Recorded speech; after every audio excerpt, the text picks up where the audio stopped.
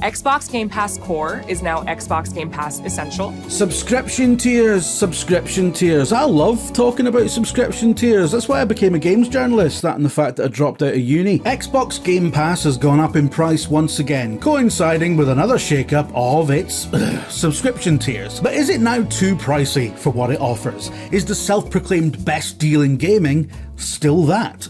Or would you be better off saving the money and just, buying games like we used to back when we were a real country? The new offering is remarkably similar to PlayStation Plus, which has historically always been playing catch-up with Game Pass, given Sony's point-blank refusal to put day-one first-party games onto the service. Although, in Sony's defence, they actually make a lot of first-party games, so it would be more of a hit for them to do that. I've been told I have to qualify that pithy remark with the numbers, so for reference, in 2024, not counting expansions, but counting remasters or re-releases, Microsoft published 5 first-party Xbox games, while Sony published 10 PS5 games, though one of those was Concord, which was retroactively unpublished, so it's 5 versus 9. Not as big a difference as that joke made out, but still more. Xbox now offers an essential tier giving you basic access to online play and a modest game library to rummage around in. A premium tier giving you a much bigger standing library and guaranteed access to first-party Xbox games within a year of launch. And the existing Ultimate tier with the full Game Pass library, day one access to 75 plus new games per year, including all first-party Xbox titles, the ones they keep cancelling. Ubisoft Plus Classics is now bundled in alongside the existing EA Play subscription, so that's 2 add-on subs from publishers that might disappear in a puff of creative accounting within 18 months, and 1440p cloud gaming for the 7 people who use that on the big telly. So the upshot is that Ultimate is getting better quality cloud streaming, okay, some Fortnite bollocks that I couldn't give less of a shit about, and Ubisoft Classics bundled in, which, considering that's been on the mid-tier of PS Plus for ages, is more of a competitive parity move than an innovation. But it is added value, and in Microsoft's defense, it's not like they've raised the prices without improving the service or the perks. Like how their consoles keep going up in price while staying more or less the same spec they were 5 years ago. If you're a current Ultimate subscriber, you are getting more game for the increased fee Microsoft are now going to charge for it. But it's not like you were asked. A lot of people out there are just not going to consider these add-ons worth the price hike. And yes, there is a cheaper middle tier now, but it doesn't have the Game Pass signature feature, the thing that makes Game Pass the best deal in gaming. All those day one game drops from Xbox Game Studios and loads of third parties, all those wonderful little mini mic drops during an Xbox showcase where they show you something cool and go, you can play it day one on Game Pass, and everyone loses their mind and screams because they're in America. It already lost its allure when they started having to specify the Ultimate tier, and now it's even more diluted. Like every other internet-based subscription service, it is undergoing a process of enshittification, where over time what was a simple, affordable service that offered a very clear and obvious value proposition gets fragmented, overcomplicated, bloated with things you don't necessarily want to justify ever-increasing price hikes. And look, PlayStation does the exact same thing with PS Plus. Netflix does it. Now TV charges you through the nose if you want to watch stuff at higher than 720p. I mean, who the still has a 720p telly? All the TV subs are cancelling shows left, right and centre, to the point where it always feels like a tense gamble to get into a new show because there's a high chance it'll never come to any sort of conclusion. Prices are going up all the time. Paramount Plus is making less Star Trek now than it was a year ago. All this to say, I think right now in 2025, people are really tired of subscription services, and I think Microsoft, however they justify a big price increase like this, have done it at the worst possible time in the worst possible way. There is a phenomenon currently threatening all forms of the subscription-based business model called subscription fatigue. We all feel it. Essentially, it's business speak for everyone's getting really tired of subscription services. Back in the day when Netflix disrupted the traditional cable and satellite TV models by offering a cheap, one-size-fits-all digital TV package that seemed to basically have everything and didn't require any drilling, guys coming around your house, things hanging off your roof. It was hyper convenient, it felt like the future, and when it started getting built into smart TVs, it was like, chef's kiss. Every episode of Deep Space Nine at your fingertips, just there. You didn't even have to go to HMV. And I hate HMV. HMV smells of feet. But inevitably, everyone wanted in on it. So we slowly but surely ended up with a situation we have now where there's hundreds of TV subscriptions all catering for specific niches. Do you like history? There's like 7 for that. Do you just like documentaries about crime? There's one specifically for that. Do you like Star Trek and some other associated bull?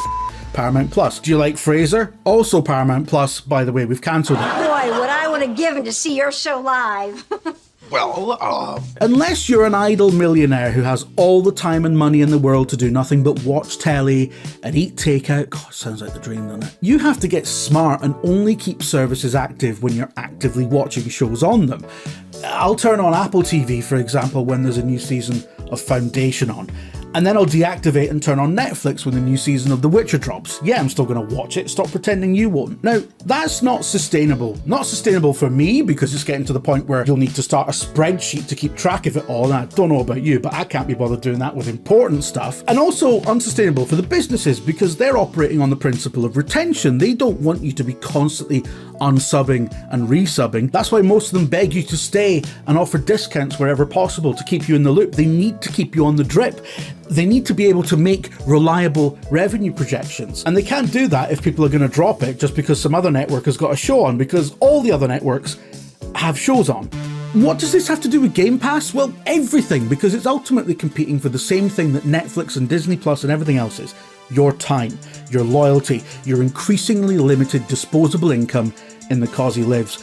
You've got a fixed amount of screen time and they all want a piece of it. But the reasons to unsubscribe to Game Pass, I'm sorry to say, just keep mounting up. The cost is obviously a huge factor. Psychologically, when the monthly fee is less than 15 quid, your brain just sort of goes, right, well that's a tenner, right? That's basically a tenner. And when something's a tenner, it's like, screw it, money. You know, whatever, it's only a tenner. I'll sub to that, I'll stick a tenner on that. I'm a guy who can afford a tenner, right? You saying I can't afford a tenner? I'll give you a tenner, mate. You'd have to be subbed for what, 5 months before you forked out enough to have bought a AAA game on release in the first place?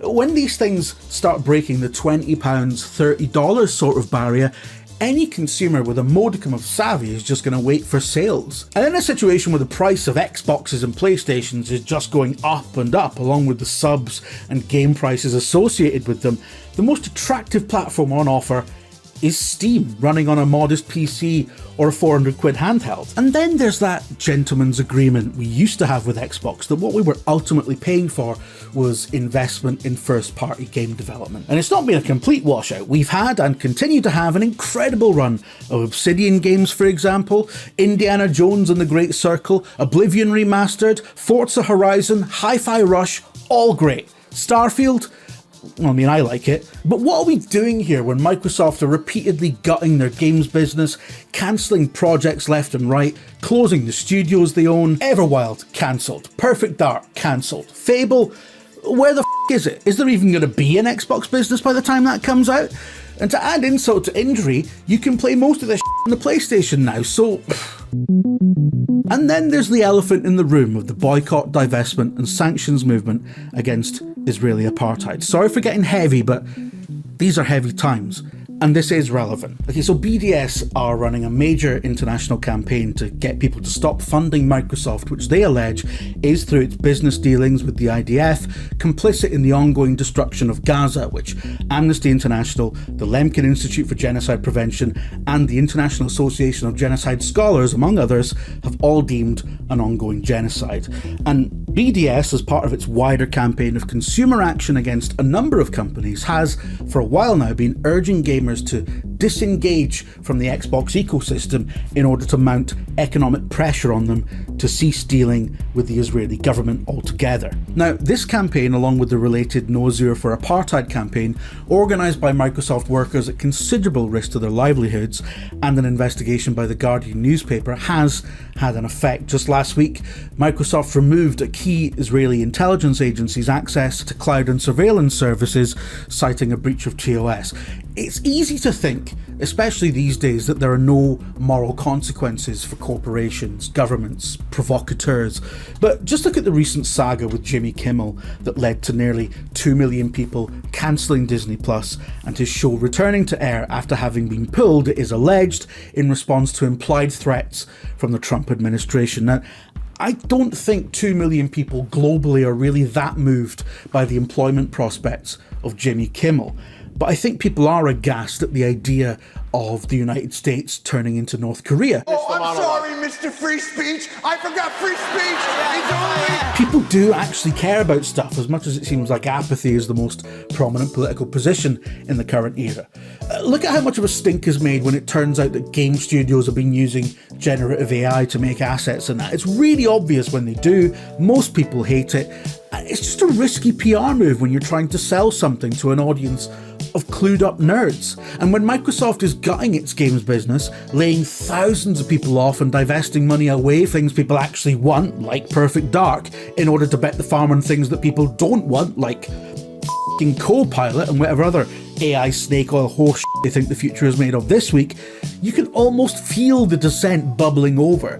This is a firm whose console business has been decimated because since 2013, there's been a not unreasonable perception that it doesn't really give a shit about making games anymore. Now, just to be clear, I'm not telling anyone how to spend their money. Do whatever you like with your hard-earned. I'm just saying that Game Pass giving people even more reason to unsubscribe on top of the cost of living crisis, especially after boasting in the media about how much money the service is making, further hitting your pocket right now seems like an all-time blunder. It's not 2017 anymore. There are lots of other services making a good go of being the Netflix of games. And as much as Game Pass has arguably been a force for good in the games industry, stop laughing, a lot of projects have had guaranteed funding where they might not have otherwise. A lot of games have been more discoverable than they would have been without it, despite all the goodwill it might have amassed. I think when push comes to shove, most people can live without it. If anything, the decision to just not have Game Pass is getting easier and easier by the day. But what do you think? Will this price increase move you to unsub? Maybe you were already thinking about jumping ship to another platform. Let us know in the comments and be sure to like and subscribe, etc. Or don't, I'm not your mum.